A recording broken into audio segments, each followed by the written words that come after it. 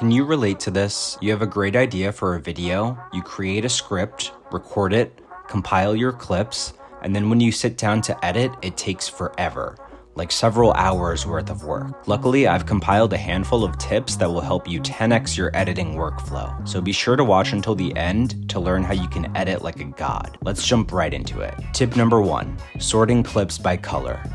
One of the first things you might want to do when you're starting to work on a new project is to label the clips in your timeline. This can be a great way to quickly see all of the footage at a glance and make sure that everything is in the right place. To label your clips by color, simply right-click on the clip, hit Label, and select the color. In this case, I've labeled all my B-roll footage blue and my effects footage green. Tip number 2, adding effects but faster. Another great way to save time and streamline your workflow in Premiere Pro is to use the double-click feature to add effects to your clips. Instead of dragging and dropping effects onto your clips one by one, you can simply double-click the effect you want to add and it will automatically be applied to the selected clip.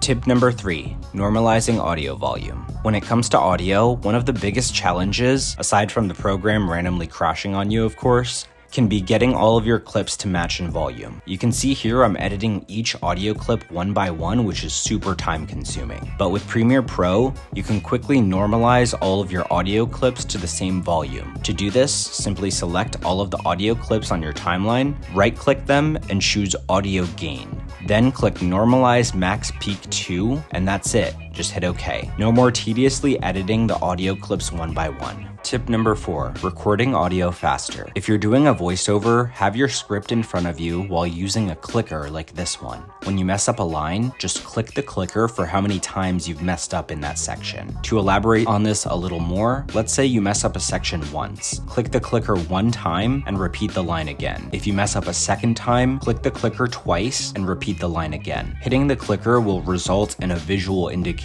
on your audio tracks that you can use to easily edit that part out. You can see here on this audio clip that the click is way higher than any of the vocal tracks, so we know to edit that part out. This trick has saved me so much time when it comes to recording audio, and I definitely recommend it. Tip number 5, useful shortcuts. Let's say you only want to edit a small clip of some really long footage that you've taken. To do this, you'd set in and out points of the footage before dragging it onto your timeline. To set in and out points in Premiere Pro, you'd press I on where you want the clip to start and O where you want it to end. After that, you just drag it into your timeline.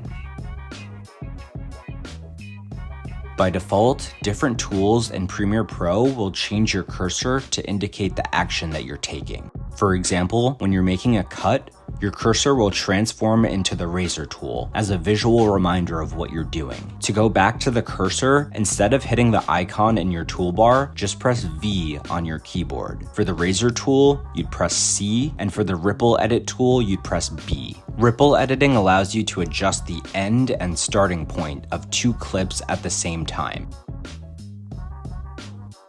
And to ripple delete a clip, you would press Option Delete on your keyboard. Ripple deleting not only deletes the selected clip, but removes the empty space that the clip would leave behind. It saves you the time of having to drag all of the preceding clips to the right section. And those are all the tips I have for you today. These are just a few of many tips and tricks that you can implement in Premiere Pro to work more efficiently. If you've made it this far, I appreciate you watching. You're one step closer to becoming the video editing god you are meant to be.